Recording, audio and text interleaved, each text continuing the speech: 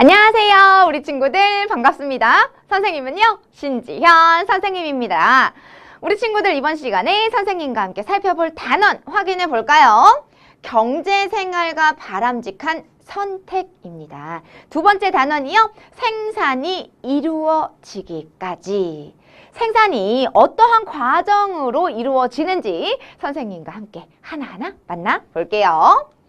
생산과 생산활동입니다. 이 단어들의 의미인데요. 사실 너무너무 중요해요. 생산이라고 하는 것은 간단하게 만들어낸다라고 우리 친구들이 생각하시면 될 것 같아요. 우리가 생활하면서 필요한 물건들 너무너무 많잖아요. 열심히 공부하기 위해서 책도 필요하고 문제집도 필요하고 연필도 필요하고 또 우리 친구들 이렇게 운동화도 필요하고요. 가방도 필요하고 정말 필요한 게 많지요. 생활에 필요한 물건을 만들어낸다라고 하면요, 바로 생산입니다.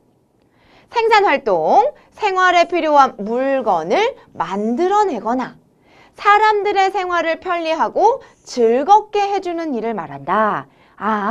생산활동이라고 하는 것이 생각해보니까 생활에 필요한 물건만 만들어내는 것이 아니라 여기 나와 있는 것처럼 사람들의 생활을 편리하고 즐겁게 해주는 일을 말한다. 여기까지가 생산활동에 들어갑니다.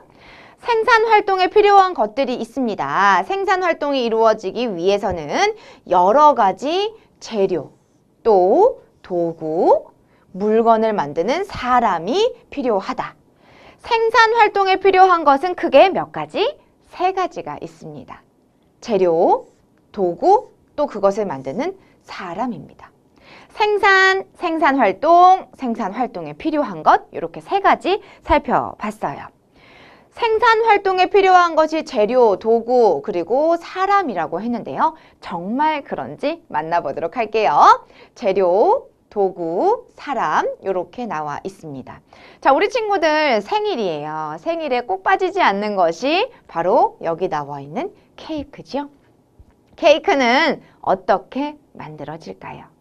케이크를 만드는데 당연히 재료가 필요합니다.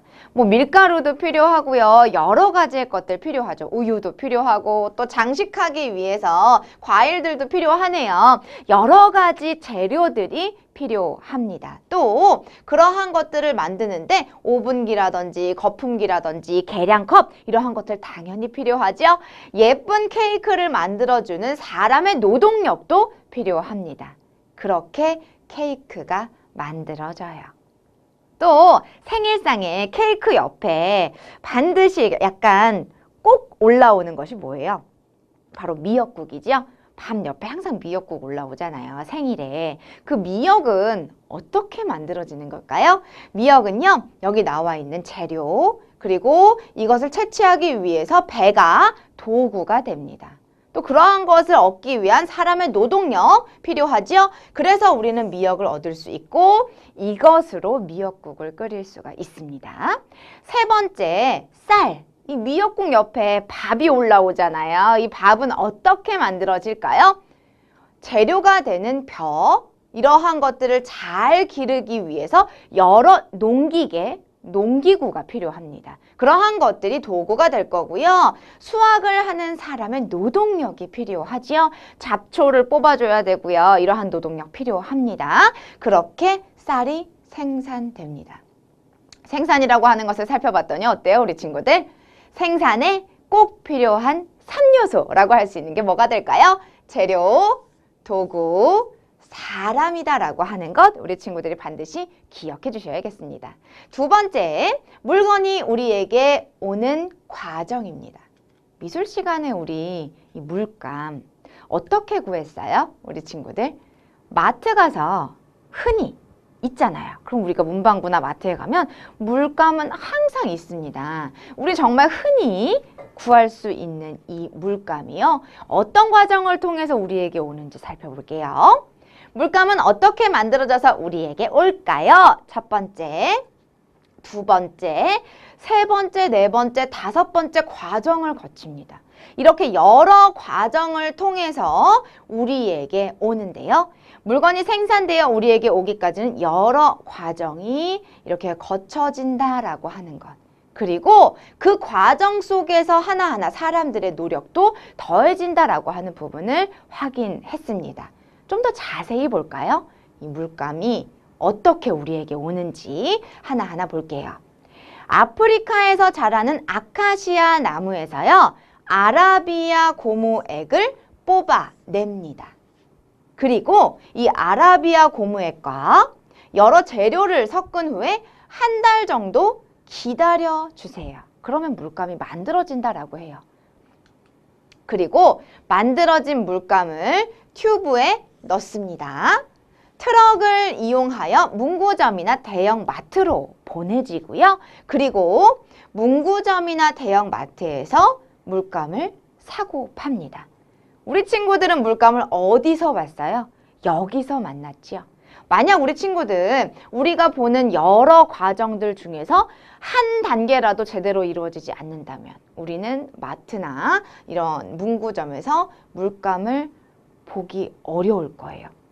생산 과정이라고 하는 건요, 여러 단계를 거치고요. 하나하나 다 중요한 과정이다라고 하는 부분을 우리 만나봤습니다.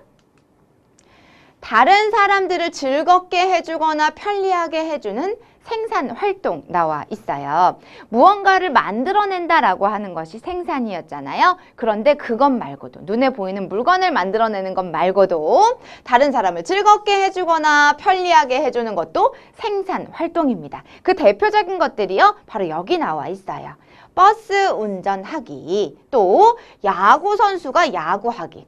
사실 우리 친구들 야구합니다. 근데 그게 생산 활동일까요? 아니에요. 야구 선수가 야구를 하고, 축구 선수가 축구를 하고, 가수가 노래를 하고, 이러한 것들이 생산 활동입니다. 우리 친구들이 노래하고 우리 친구들이 야구한다고 해서 생산 활동이라고 하지 않습니다. 생산 활동은요, 눈에 보이는 물건을 만들어내는 것도 생산 활동입니다.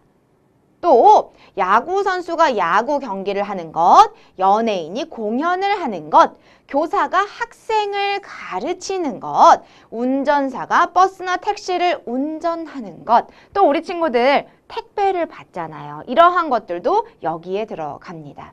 이러한 것처럼 다른 사람들을 즐겁게 해주거나 편리하게 해주는 일도 생산 활동입니다. 우리 친구들이 무언가를 제공받고 만족감을 느꼈다, 편리함을 느꼈다라고 한다면 그것 또한 생산활동에 들어간다라고 하는 부분 반드시 기억해 주셔야겠습니다. 다양한 생산활동의 모습이에요. 과일을 수확하는 모습, 자동차를 만드는 모습, 물건을 운반하는 모습, 물건을 팔고 또 환자를 진료하는 것, 선생님이 우리 친구들을 지금 가르치고 있는 것, 이러한 것들 전부 다 생산 활동이라고 할 수 있겠습니다. 야구 선수가 야구 경기를 하는 것이 생산 활동에 포함되는 이유는 무엇일까요? 사람들이 야구 경기를 보고 즐거워하기 때문입니다. 우리 친구들이 유명한 연예인의 공연을 봤어요. 너무너무 즐겁고 행복하다라는 생각을 가진 적이 있나요? 그렇기 때문에 생산활동이라고 이야기할 수 있습니다. 생산이 이루어지기까지 첫 번째 내용 만나봤어요. 우리 친구들 두 번째 내용 살펴볼게요. 생산이 이루어지기까지 두 번째 내용입니다. 생산활동의 종류. 무언가를 만들어낸다라고 하는 것이 생산이었습니다. 이 생산활동에는 종류가 있거든요. 어떠한 종류들이 있는지 하나하나 만나볼게요. 첫 번째 종류는요, 생활에 필요한 것을 자연에서 직접 얻는 활동입니다.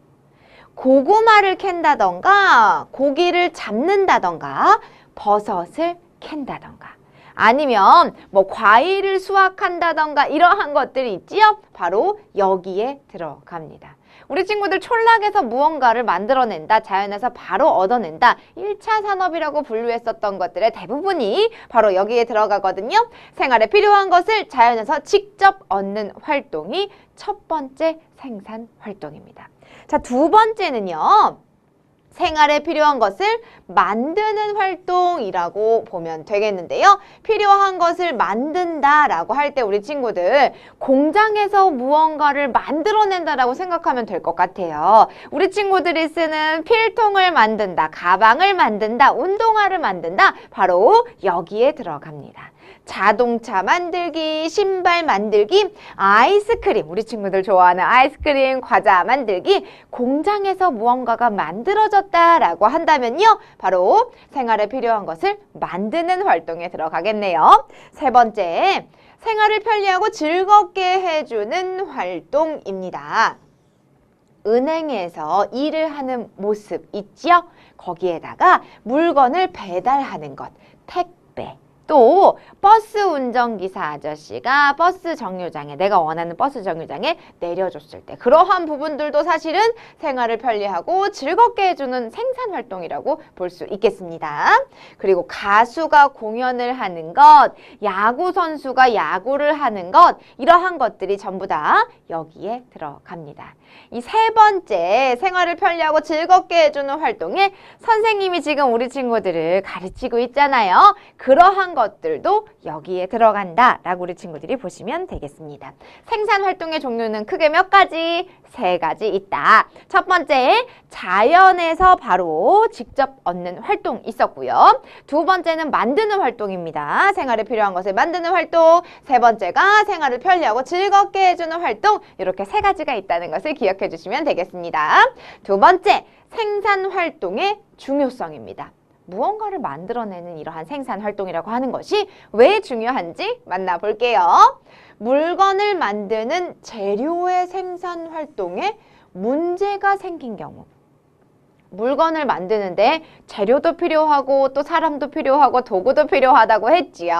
그런데 재료 생산 활동에 문제가 생겼을 땐 또 어떤 문제점이 발생하는지 확인해 볼게요. 병에 걸린 젖소의 수가 늘어나서 젖소가 줄어들었습니다. 아, 지금 이러한 상황이 발생했어요. 그랬더니 우유를 만드는 원유가 부족해져서 우유 공장에서 우유 생산이 줄어들었습니다. 아, 병에 걸린 젖소의 수가 늘어났다라고 하는 것 때문에 지금 원유가 부족해져가지고 우유 생산이 줄어들었습니다. 그럼 우리 친구들 생각할 때 어떤 생각이 들어요? 아, 우유를 마시는 것이 조금 어려울 수도 있겠다라는 생각이 들지요. 그런데 우리 친구들 그건 말고도 여러 문제들이 발생한다라고 하는 것이 포인트예요. 소비자들이 우유를 사는데 어려움을 겪게 됩니다. 여기까지는 우리 친구들 생각했잖아요. 그런데 이 우유를 파는 상점의 매출이 당연히 줄어들 수밖에 없습니다. 소비자 입장에서는 우유 자체가 생산량이 줄어들었기 때문에 우유를 구하기가 더 어려워지게 되고 그 우유를 팔지 못했기 때문에 상점의 매출은 줄어듭니다. 또 요거 중요해요. 우유를 재료로 하는 빵, 과자, 아이스크림, 커피, 쿠키 이러한 것들을 만드는 공장에서는요. 재료 부족으로 상품 생산이 어렵게 됩니다. 혹은 우리 친구들 이 우유 자체 생산이 줄어들었기 때문에 우유를 재료로 하는 이러한 물건들의 가격이 오르기도 합니다. 아, 여기까지는 생각 못했어요. 생각해봤더니 정말 우유를 재료로 하는 이 생산품들이 정말 많았습니다. 근데 우유 자체가 제대로 수급되지 않아서 이 공장에서는 재료 부족으로 상품 생산이 어렵게 되지요. 그러면 그 공장에서 일하는 사람들이 많이 필요할까요? 그렇지 않을까요? 그렇지 않게 되겠지요. 그러면서 일하는 사람들의 일이 없어지는 상황까지 발생합니다. 우리 친구들 봤더니 젖소가 병에 걸렸어요. 그래서 우유 생산이 어려워졌는데 이렇게 크나큰 문제점들이 발생한다라고 하는 것이 중요한 부분 되겠습니다. 또 다른 상황 한번 보죠. 물건의 운반 과정에 문제가 생긴 경우. 운반 과정에 문제가 생긴다면 어떤 문제가 발생을 할까요? 계속된 폭우, 비가 엄청 내리는 거예요. 거기에다가 산사태까지 발생하게 되면서 차량 통행이 전면 금지됐대요. 차가 왔다 갔다 하는 것이 절대 안 된다라고 하는 상황이 된 거죠.